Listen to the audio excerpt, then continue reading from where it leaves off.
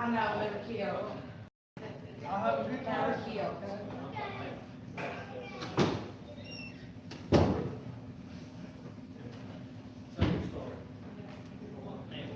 Is he getting some new brakes? She's ready. Did y'all get it for a wheeler?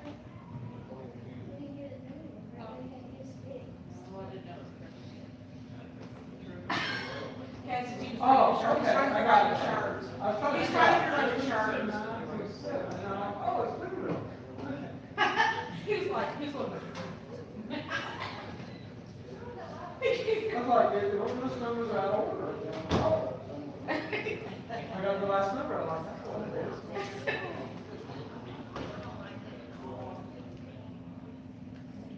Where you going? I like your book, Mrs. Lee. Kind of a natural hippie, I think. Okay. There, there. Well, one. There you go. Just be a hippie every day, Sarah. Just. You're right, right here. It kind of suits me, I got to go out Good evening. Isn't it nice, cool night? A little darker too than normal. We have to turn our outside lights on for the first time in a while. And, it's good to be here.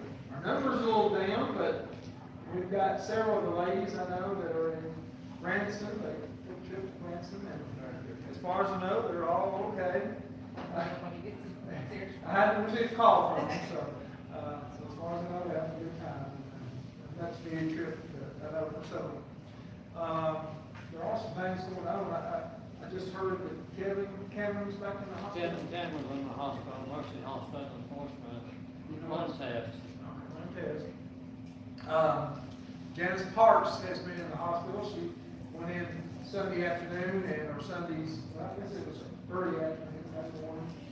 And she had some type of infection in her stomach area, and they wound up having to do surgery yesterday to remove it and scraped it out. And she's still at Mercy. But I don't think they'll keep her too much longer. And, so maybe the next couple of days she'll be back home. I do know that the plans are she will have a home health nurse come on a daily basis once she gets home to make sure to change out the dressing and other things. And so keep both her and Kenneth in your prayers. Most babies here. Yes. Any details? She weighed 7 pounds, 6 ounces, 20 inches long. What you got this morning? And what's her name? Her name is Eleanor Grace Mose. Eleanor Grace We'll Mose. call her Ellie. Ellie. And any news on everything going okay? She says she's in the NICU. That's what I was saying. Mike and Glenn Oaks' latest grandbaby. Oh. You know, they had, she was, Max. you know, she was in she had to go to the hospital and stay for a while, and the baby's born, the baby's been born, so, good news. Any other news like that, or just any kind of? I will say, there is a youth event at Greenwood at Valley View Sunday evening from 6 to 8, and we're going to try to get a group from Woodville to go. I will be here, but I volunteered Haley to drive some. First she's heard that. So we might need another volunteer too to kind of help out and to take, you know, we're going to try to hopefully do more with the area on youth. Try to do that. None of us are large enough to really do a lot of youth events by ourselves, but once a month we're going to, in the future, try to get together and do something, maybe rotate around some of the churches. So those of you that are interested in that, or that maybe can help out, that'll be Sunday evening, 6 to 8 at Valley View. And, it was I think an effort we're gonna try to make a little more to, we actually, our youth, we kind of hit a gap in there where a lot of them are graduating and kind of going that stage of life. And we had a gap, but now we have a lot of really young youth.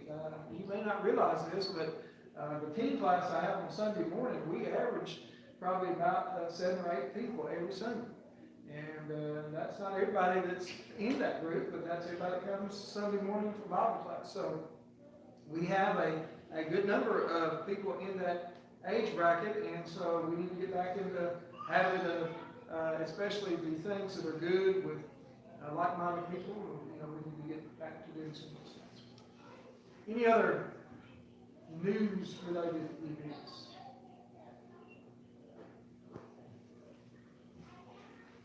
No. Let's have a prayer and we'll class. Our Heavenly Father, we thank you so much for this evening. We thank you for those that have come here that have a mind to know more about your word. We pray that you be with those that have been mentioned tonight, especially the Moats baby. We ask that you be with Kevin as he's back having tests. We ask that you be with Dennis Parks, that we're pleased that the surgery went well, but Lord, may she get to come home soon and be back to normal health. We pray that you be with all those that are on our sick list. Comfort them as long as you can. We know we have some that are out of town tonight. May they come back safely. We ask that you be with our congregation and bless it. And Lord, may we be known as the people of your word. In Christ's name we pray. Amen. A lot of things, this time of year, it seems like we do a lot of things, and it just kind of has worked out that way. Really, it'd be nice if we had things like this going on year round, and maybe we will build up to that. But pretty soon we're going to have, I know there's a lot of different type of events, and we've had some others. We just not that long ago, this month earlier, we had the Ladies' Day. That second one, guys, we need to kind of step our game up. Maybe we will need to have something as well. But we have the fall festival that's coming up, and basically the big thing is we're going to be giving out Bibles this year. Hey, hold up your Bible so they don't see that. We're going to be giving away as many of those as we can get, afford at least. And so Sunday is our 5th Sunday contribution, and so anything over $1,200 is going to go to buying those Bibles. And those Bibles cost roughly $5 each. A little nominal fee for shipping and handling, but it's very minimal. It's a matter of a few cents or a bit for every Bible.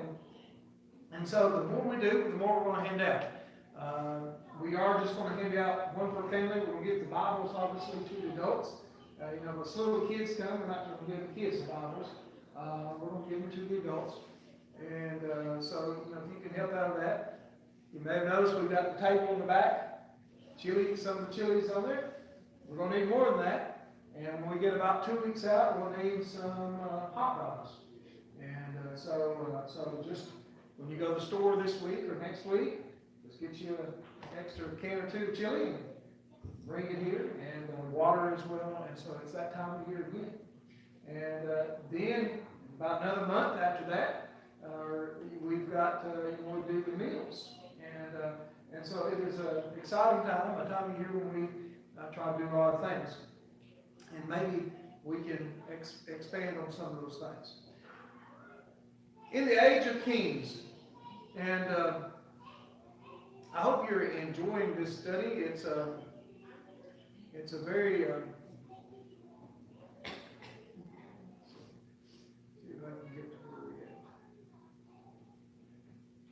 very enlightening. It's history, and we must never lose sight on the fact that what we're studying is the history of Israel. But the other thing we need to understand is these things are for us to learn. They are an example to us. And the thing we see is some of the mistakes maybe they make are things that sometimes we even rehash. We kind of even last week or week before, we talked about how many of these kings, especially these unified kings, they are certain attributes that maybe we even look at the elders. You know, one just looked like the heart. You know, he was handsome. He was taller than anyone. He was wealthy. You know, everything you would think that a king should be from the appearance, that was Saul. And then you had one from the appearance that looked like he should be a king, but he had a heart. But even with that great heart, we see that David would stumble. And then Solomon, he had the wisdom to go. And what a gift that was. It was something he requested. And but yet even with that, man's wisdom is sometimes not the same as godly wisdom. That's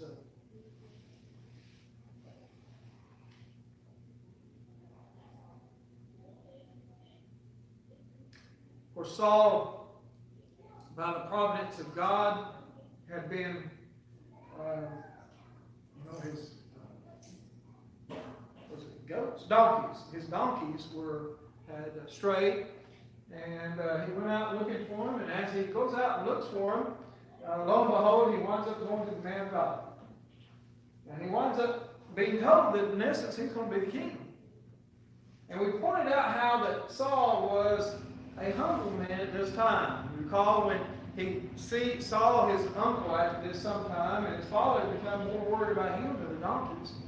And remember, his uncle, he tells his uncle everything Samuel had said but one thing. What did he not tell his uncle that Samuel had told him? Samuel had told him he's going to be the king. Yeah, and he didn't tell him that. And of course, that's, at least in my, probably what I would have led with. Hey, I'm going to be king, uncle.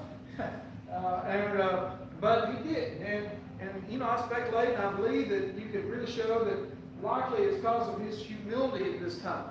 And even as he is proclaimed king, we see they have this ceremony where everyone is to come, and Samuel is there at Mizpah, and they start calling out the tribes and everything, of different orders and everything, and they look at different one, and then they look at the one in the son of, and he's not there, and they're looking for him, and he was with the baggage.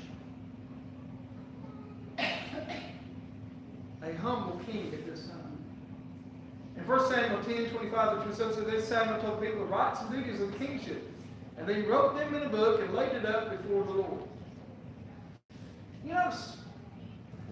Things are written down. I think even in our land, sometimes you can shake someone's hand, you can have an agreement with them. But if it gets too complicated, I don't care if you can have the best intentions, but if it's not sometimes clearly written down, you can get one or both parties maybe not acknowledging or doing what the right thing is. And so Samuel writes it down. These people could say, "Well, I didn't know." By the way, I was City of Columbia. They had a civil rights board, and this happened shortly before I came there. They had a guy that he was a sanitation worker, drove one of the garbage trucks, and had been reprimanded for coming to work intoxicated. And he actually had a wreck in a garbage truck one time, and sure enough, he was intoxicated and the city fired him.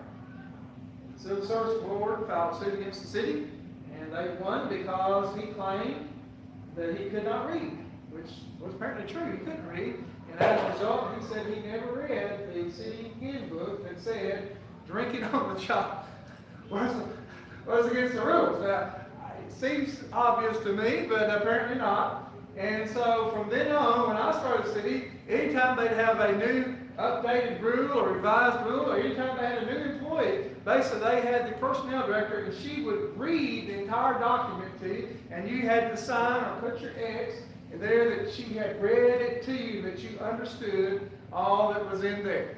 But anyway, so you can see there, and so here's Samuel. He writes it down. They couldn't say. He had told them and went over the rules and duties, and then he wrote it down. There was no way anyone would say, "Well, we didn't understand what a king would do, what our obligations would be." But he did. Now notice in verse 27, And this is going to be important as we go on to see about Saul. It says, but some worthless fellows said, how can this man save us? And they despised him and brought him no present, but he held his peace. Here he is, his inauguration. They wanted a king, and Saul's king, and then there's a group of folks that says, how can this man save us? In one sense, they may have been correct in that God was the one that was supposed to be their king, but I don't think that was their intent here. They just didn't like Saul for whatever reason. Maybe they had an animosity against the tribe of Benjamin. There probably were still some ill feelings towards that tribe. But whatever it was, they despised him. And so they didn't bring him a present. Now, you know, you see shows on TV, you see things about how kings are. What do you think the normal reaction of a king would be to people like that? Off with their head, or whatever they did back in the day, you know. Out there, they, say anything bad against the king. But what does it say that Saul did? Held his peace. Held his peace. And I think, you know, once again, I think this goes to humility. But you're going to see some more as this goes on. Now, Saul's been proclaimed king. They were under oppression, just like they had been at different times with the judges. And so they're at war. And so we see this in chapter 11. And it says in 1 Samuel 11, 1 through 4, then Nahash the Ammonite went up and besieged Jabesh Gilead. And all the men of Jabesh said to Nahash, make a treaty with us and we will serve you. But Nahash the Ammonite said to him, on this condition I will make a treaty with you, that I gouge out all your eyes, your right eyes, and thus bring disgrace over Israel. The elders of Jabesh said to him, give us 7 days respite that we may send messengers throughout all the territory of Israel. Then if there is no one to save us, we will give ourselves up to you. Now, it doesn't sound like a good bargain to me, does it to you? Anyway, different times, I guess. But anyway, you know, that's their treaty. They gouge out the right eyes and then they'd be okay with it. And so they sinned. They said, give 7 days.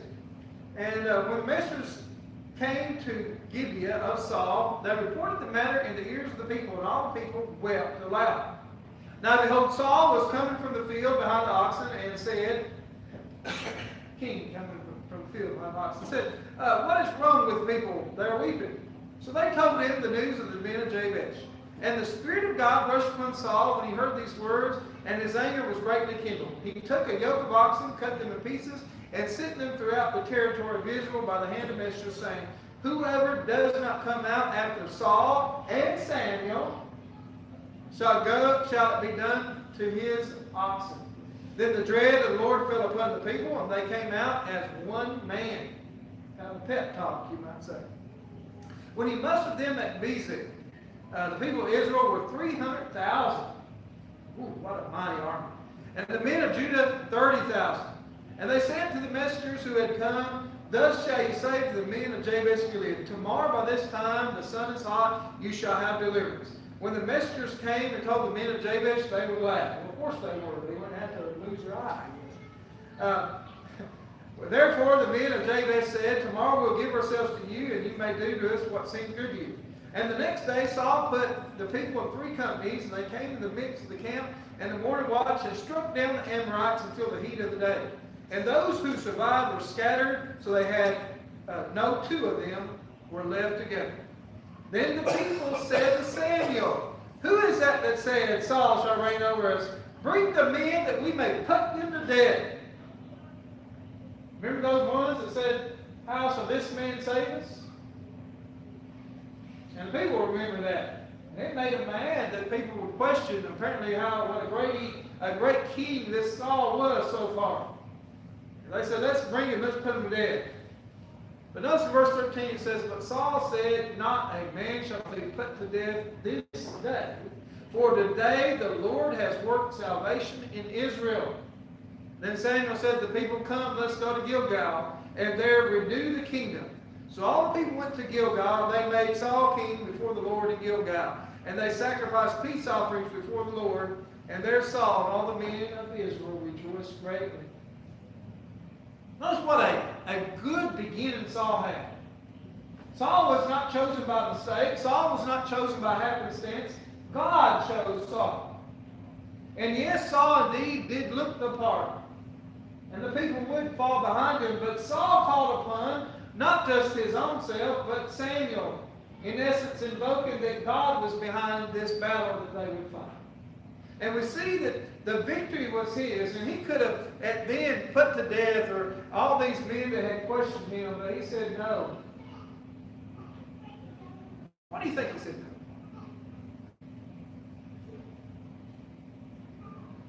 Why don't you think he just put him to death? You know, in the world of business, sometimes it can be cutthroat.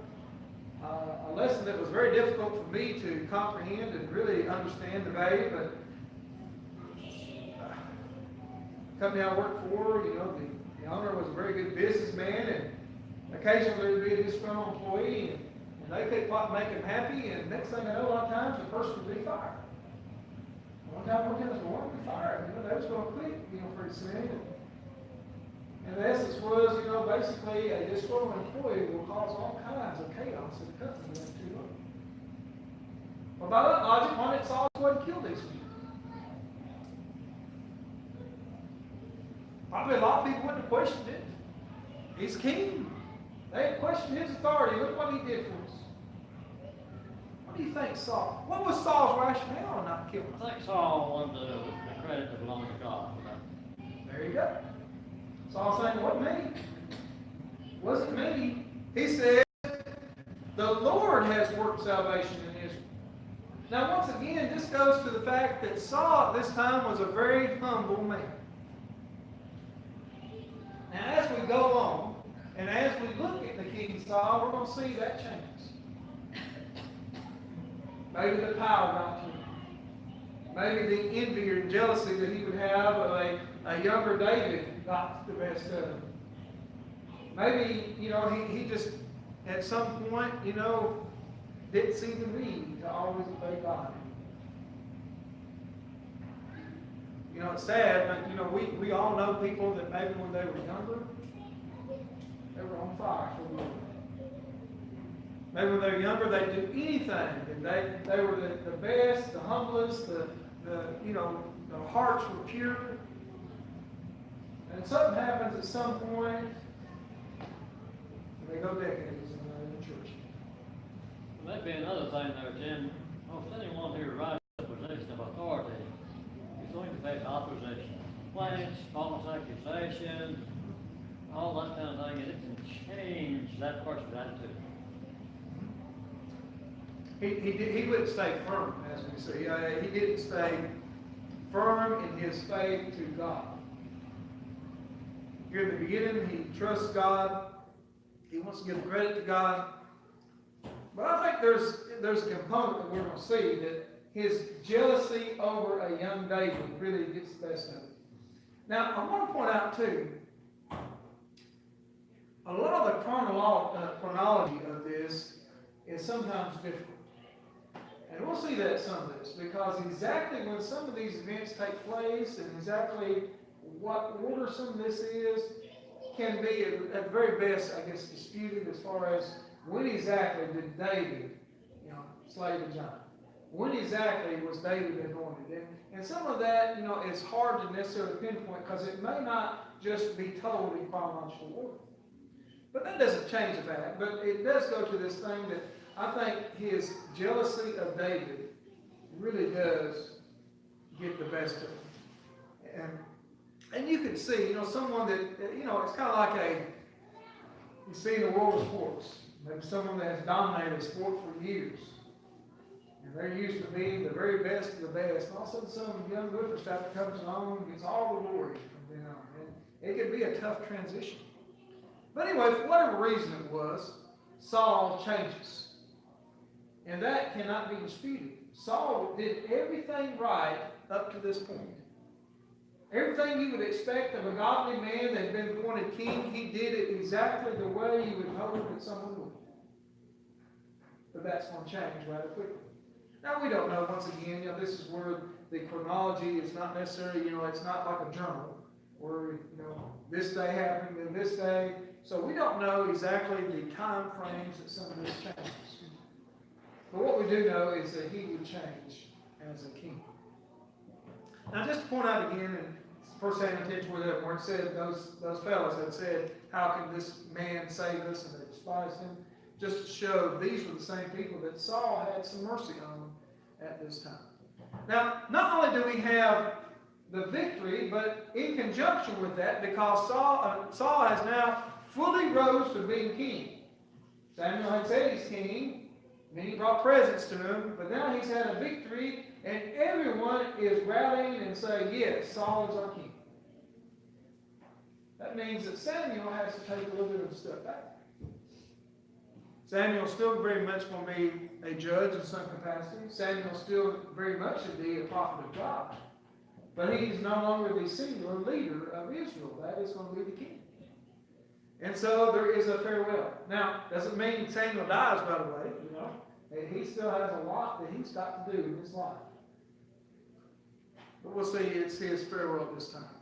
So in 1 Samuel 12 it says, and Samuel said to all Israel, behold, I have obeyed your voice, and all that you said to me, and may have made a king over you. Did like you wanted.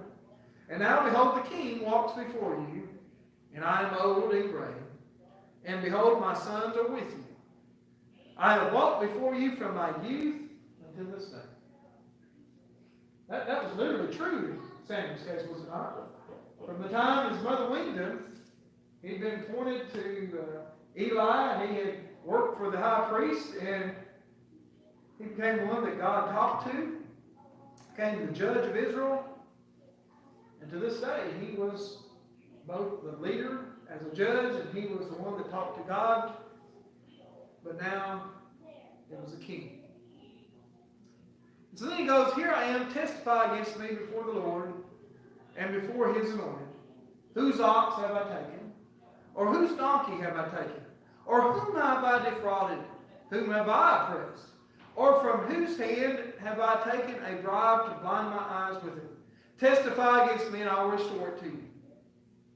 They said, you have not defrauded us, or oppressed us, or taken anything from any man's hand. Now, Samuel is saying, you know, I've never done anything that would be considered a conflict or be considered inappropriate in my duties as a judge, as a prophet. And he even asked them, if I have, let me know, and I'll restore it to you. And they said, no, you haven't. And so he says in verse 5, he said to them, the Lord is witness against you, and his anointed is witness this day that I have not found anything in my hand. And they said, he is witness. And Samuel said to the people, the Lord is witness who appointed Moses and Aaron and brought your fathers up out of the land of Egypt. Now, maybe you haven't read ahead, you don't know where he's going to go from this. But he wanted to point out, you know, sometimes that's the way it is. Nothing wrong had been done when Samuel was there. Yes, it's true. They could say, well, his sons weren't like him. But Samuel had been a man of God. And yet it's during Samuel that they wanted a king. And God allowed them to have a king. Well, he's going to point out some things to them. He's going to give them a history lesson. Is it good to have history lessons sometimes? It is, isn't it? And so Samuel's going to give them some history here. It says, therefore, stand still that I may plead with you before the Lord concerning all the righteous deeds of the Lord that he performed for you and your fathers. When Jacob went to Egypt and the Egyptians oppressed them, then your fathers cried out to the Lord, and the Lord sent Moses and Aaron, who brought your fathers out of Egypt and made them dwell in this place.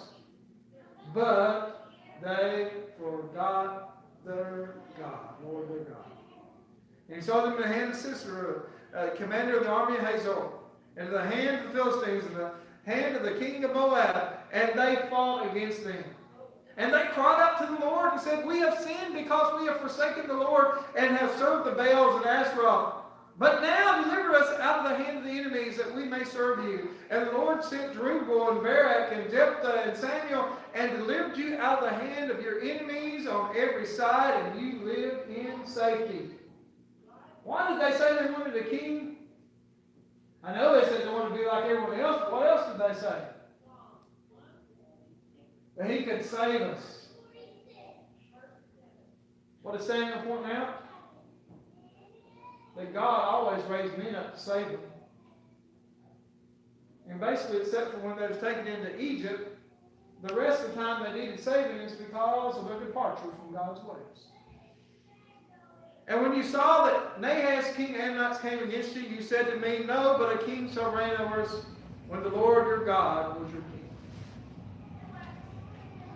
You have mistaken an earthly king for what should be your heavenly king. Now, I point this out to a little degree because what Samuel's doing is he's reminding them of their own history, of their shortcomings, and what God had done for them. In 1 Corinthians 10, 11 to 12, it says, now these things happened to them as an example, but they were written down. They didn't just happen, they were written down. For our instruction on whom the end of the ages has come, therefore let anyone thinks that he stands take heed lest he fall. These were God's people. These people have been blessed. These people have been given all kinds of things.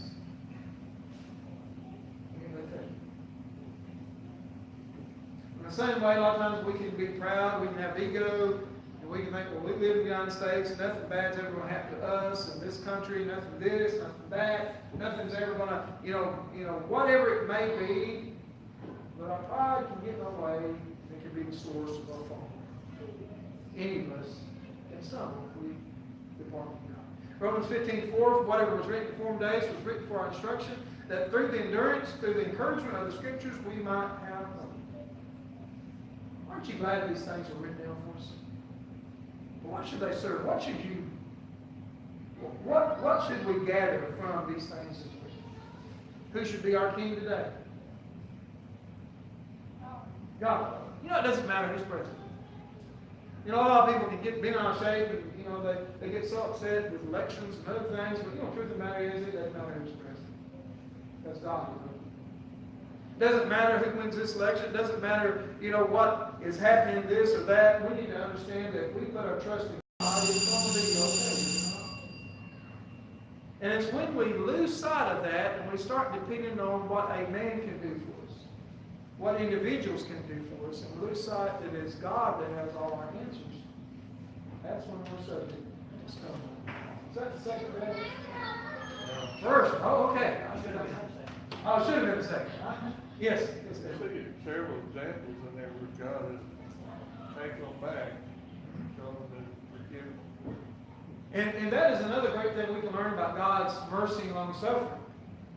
God always took them back up to a point, did he not? Yeah. At some point, it's too late for them. At some point, they get taken into captivity. At some point, they never have that earthly kingdom again in the sense that they once had. And in the same way, God, as long as we're breathing, we have an opportunity to repent and come back to God, do we not? But just like in that day when God shut the door of the ark, there's going to come a day it's too late to repent. So we can learn that too. There came a time when it was too late for the Israelites to change. And at some point it will be too late for those in this earth to change. Appreciate the comments. Next week we'll go further and we'll kind of start seeing the change in Saul from this humble, faithful man of God to what he becomes. Appreciate you being here.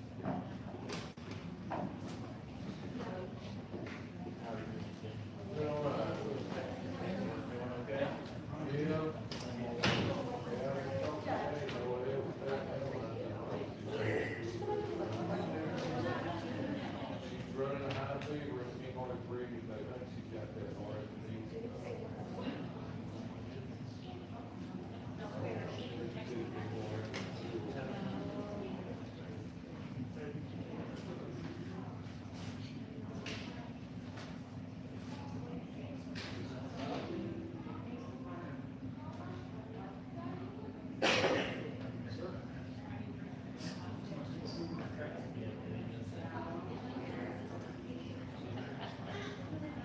you didn't know the politician or preacher, you're gonna.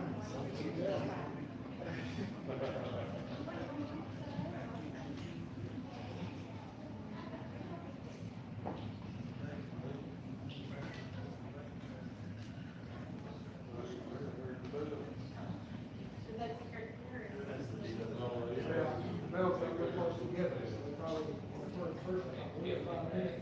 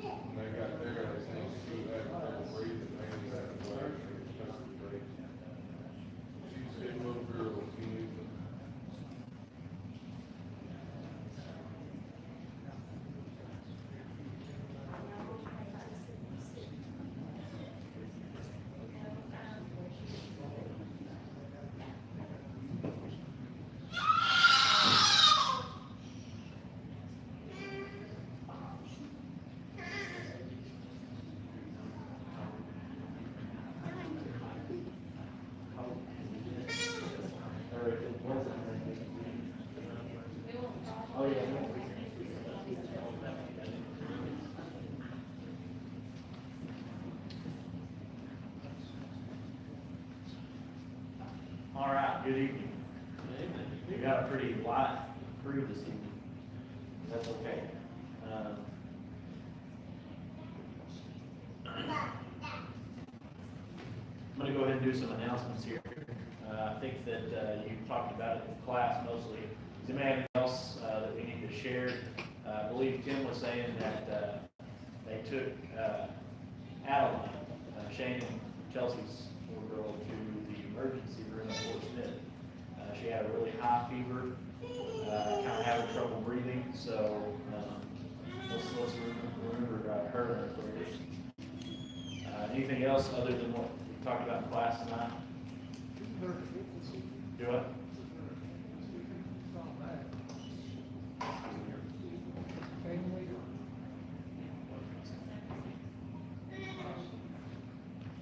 Oh, the wedding, yes, of course. There is a wedding this weekend. I was like, an event, I was like, I'm busy all weekend, I hope there's not something, so I won't be able to make it. Because I'm going to the event, the wedding this weekend, and Lewis's wedding. Lewis, or, that's what I meant.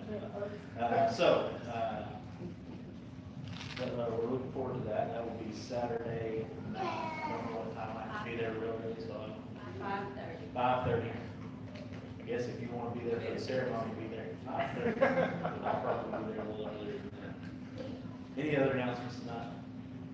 Could I get somebody to offer the opening prayer? Any volunteers? Tim, thank you very much for the opening prayer. And the closing prayer. Dale, thank you very much. Rick is going to have our devotion process this evening. I'll lead us in a few songs here before he brings his message to us. So, if you would, let's stand together and sing. We're going to sing number 779. Like I said, a pretty sparse crowd, so let's make sure we sing it. Let's stand and sing number 779. I love you, Lord. And then we'll remain standing for the prayer to follow. I love you, Lord, and I lift my voice to worship you. Oh, my soul, rejoice. Take joy, my King, in what you hear. May it be a sweet, sweet sound.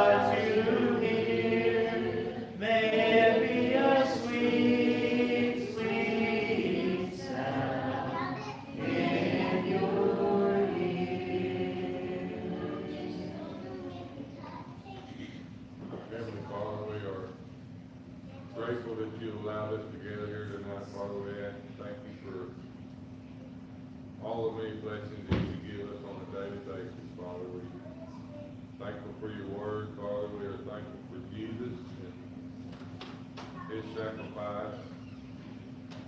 Father, we are thankful for the church, thankful that we have your word. Father, we are asking that you would watch over those who are sick, those who are going through treatments. Father, we ask that you would guide their hand and restore them to their health. Father, we ask that you would watch over the group that are traveling. May you return them home safe. Father, I ask that you would continue with us through this service and watch over us and guide us and forgive us of our sins. In your son's name we pray. Amen. Amen. Please be seated. If you would like to turn and mark your songbooks, number 908. Number 908. There's a stranger at the door. That will be our song of invitation after Brother Rick's message this evening. Number 908. Then turn to number 416. Number 416. Footsteps of Jesus.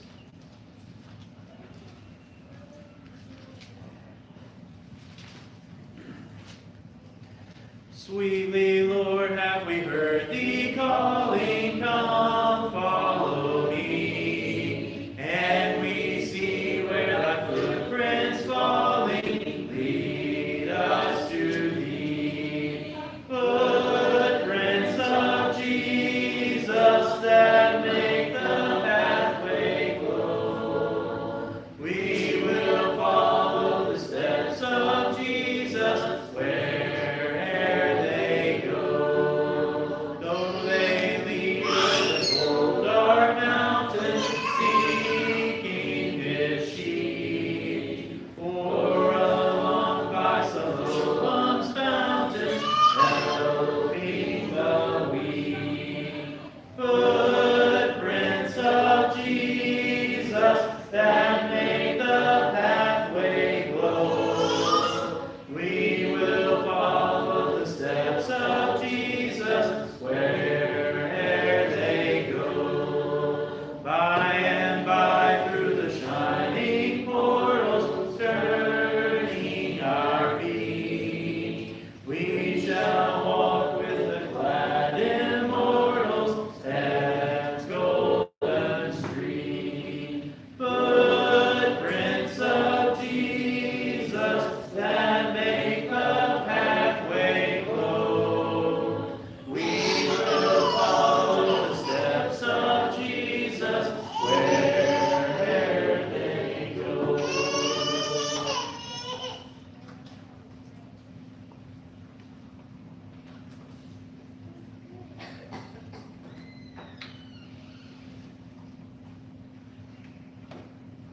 I think probably all of us have a drawer in the kitchen, or maybe a drawer in a file cabinet somewhere, shelf where when we buy something like a toaster or a mixer, some kind of a tool, open up the box and there's this little instruction manual inside, and we'll usually take it and we'll throw it in the drawer, or we'll put it in the file cabinet or something like that. So it's interesting, I sort of looked in our drawer in our kitchen just to see what was in there.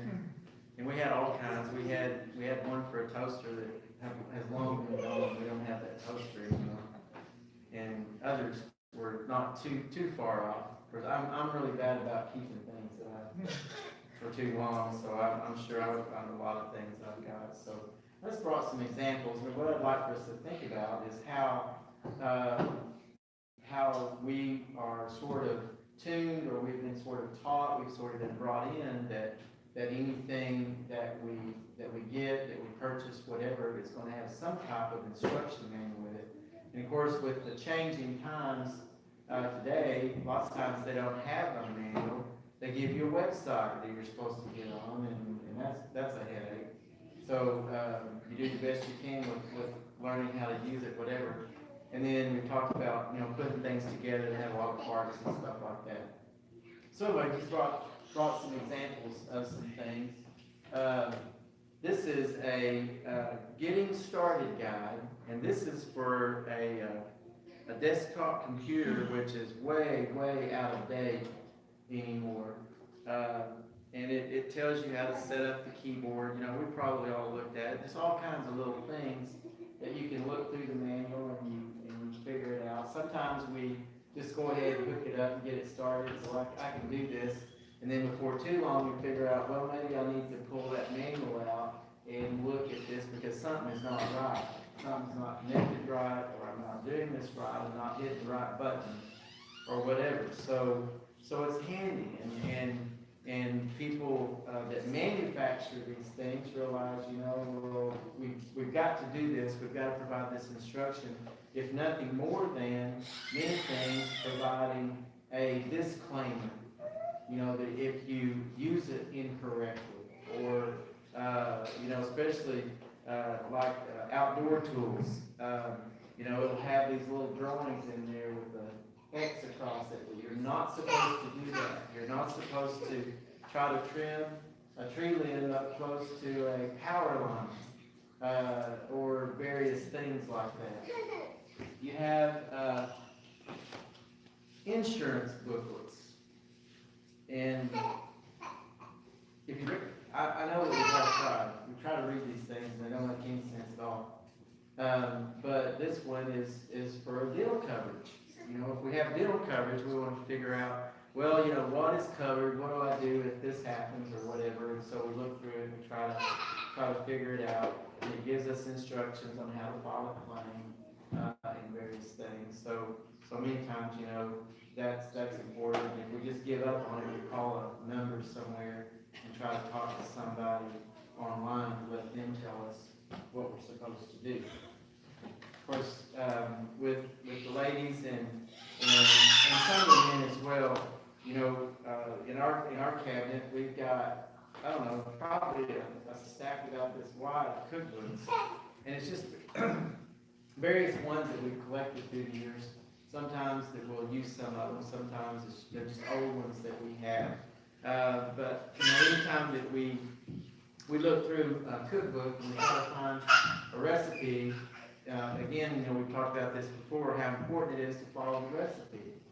I know my grandmother, when we would try to, if there was something that, you know, I really liked that my grandmother made, and, you know, Pam would try to, you know, get it. And so there have been times she'd call my grandmother when she was still living and you know, talk to her about, well, you know, what's the recipe for this? Well, Pam learned very quickly that there wasn't a recipe because my grandmother would just, well, you take a little dab of this and a little pinch of that, and you put it all together, and then it didn't work.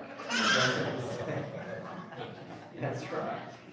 So otherwise, you know, it's important if you're going to make something like somebody has intended that you follow the recipe and you have the right ingredients. Little book here about a mixer. One of these KitchenAid mixers. Those are pretty handy dandy type of things. You know, they can do a lot of things. And so to use it to the best of its ability and all the things that it can do, and it tells you how to hook up all the little attachments if you have those, and give you some recipes as well. This is sort of interesting, and I've seen a few things that uses this word, but this is a guitar chord Bible. How many of you have seen books that are called Bibles, but they're not what we recognize as a Bible? So it's a collection of things in those books that they call a Bible. It's a collection of writings. So this one, if you were learning how to play the guitar, and there were certain chords that you need to know, and it's going to give you some diagrams of where your fingers go on the neck so that you can play that chord. And tell you what, it's, you know, to learn a chord like that is difficult without seeing it or having something to go by, because it's just not one of those things that you sort of figure out by happen chance. So in all of that, we as humans in this culture that we live in this world, we're sort of grown up with that. You know, we've got reference books, These days, if there's something that we don't feel right about something, then we Google it, we get on WebMD or something like that, and the doctor will say, well, that's a little bit more dangerous than maybe it should be, because they tell you so much information for too long, you may have diagnosed yourself incorrectly. Anyway, with that said, that's how people are. But if we look at our spiritual life, it seems like that all of that is thrown out the window.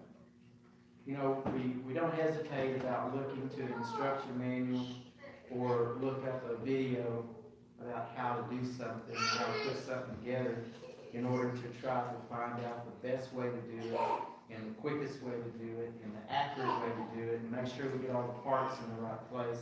And yet, with our spiritual life, we just forget that at all. That God has given us an instruction book. He has given us an instruction manual that is going to tell us everything that we need to know in order to please Him and to live the spiritual life that He wants us to live. And we don't pay attention to His book. We instead listen to other ideas or something that sounds, that sounds pretty cool. That sounds like that would be a great way to do that. And so let's just do it that way. And so we end up with so many different directions, so many different ways that people are trying to please God and show Him that we love Him and try to do the work that He has given us on this earth through all these different things. So let's just notice a few passages as we finish up tonight. The very first one is found in Matthew chapter 7. And it's a familiar one, especially with young people, because we sing the song many times at VBS. But just think about the truth of this little story that Jesus tells, this little parable. And it has to deal with paying attention to His words. In verse 24, it begins in chapter 7. Therefore, everyone who hears these words of mine and puts them into practice is like a wise man. Now, if I was to stop right there, all of us pray and all of us want to be wise. We would like to be able to make the right decisions. We would like to be able to make the right choices. We would like to be able to help someone if they have a difficulty and they tell us what the circumstance is or what their doubt is or what their question is. We would like to be able to just have that answer for them and give that to them to help them. And there's many times in our life where we have those questions and we're looking for that answer. So if we were to stop right there, the truth is, if we hear His words, put them into practice, we're like a wise man. He gives us an example of one who built his house on the rock. Now that is common sense for us. If you're going to build something, especially a house, you've got to build it on a solid foundation, and that's what He's saying. The rain came down, the streams rose, and the winds blew and beat against that house. Yet it did not fall because it had its foundation on the rock. And of course, we're not talking about physical storms, and we're not talking about physical wind, and we're not talking about physical floods, but we're talking about all those things that come through our life that seem that way to us. So if the storms of life, floods that come and try to drown us spiritually and tries to wash the foundation out from under us. And so build our house on the foundation on the rock. But everyone who hears these words of mine and does not put them into practice, they decided that there's something better, they heard something new, that God's word is not relevant anymore, and they don't put them into practice, is like a foolish man who built his house upon sand. And we know what happens to that when those storms of life and those winds blow and the flood rises, of what happens to that foundation. Now over in 2 Timothy in verse 3, familiar passage again for us. 2 Timothy chapter 3, beginning in verse 16. Paul, in writing to Timothy, trying to encourage Timothy, give him a charge of what he needs to be doing in order to fulfill the work that he's been given. He says, all Scripture is God-breathed, it's inspired, it's useful for teaching, rebuking, correcting, and training in righteousness, so that the man of God may be thoroughly equipped for every good work. It's just like us having a toolbox. We understand it's the neatest thing to have a toolbox, but it's so very much important for us to have the right tools in the toolbox. Because many times we go to that toolbox, we try to find those right tools for our life, and we don't have the right tool. And if you've ever tried to drive a regular screw with a slot in it with a Phillips screwdriver, you know that doesn't work because you don't have the right tool. And so with us, God gives us His Word. He gives us in this instruction book everything that we need to be equipped to be able to do these things. And then our final passage is found in James chapter 1, beginning in verse 22. And James, as he is, he just sort of straightforward, just blurts it right out, tells it very straight and very clearly. He says, do not merely listen to the word, which is similar to what Jesus spoke of in a little parable, and so deceive yourselves. Do what it says. Follow the instruction in our instruction manual, in our recipe that God gives us. Anyone who listens to the word but does not do what it says is like a man who looks at his face in a mirror, and after looking at himself, goes away and immediately forgets what he looks like. But the man who looks intently into the perfect law that gives freedom and continues to do this, not forgetting what he has heard, but doing it, he will be blessed in what he does. And I think that's what we all want.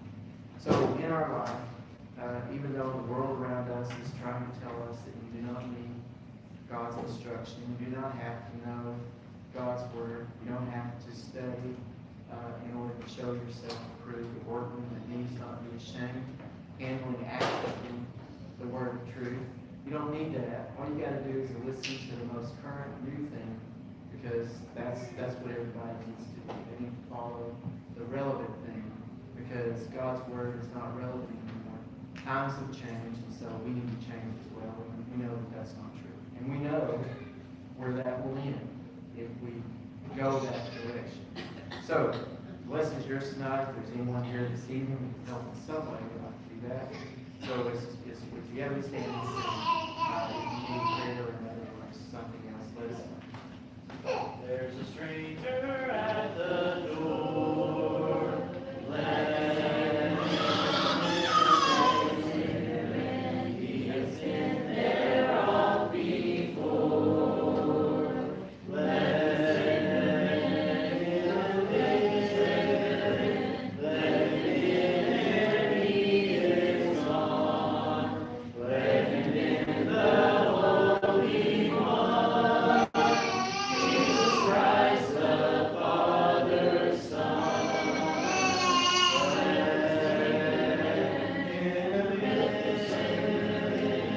Now and in the heavenly guest, let him in. He will make for you a feast. Let he will speak your sins forgiven, and when the tides all are in, he will take you home to heaven.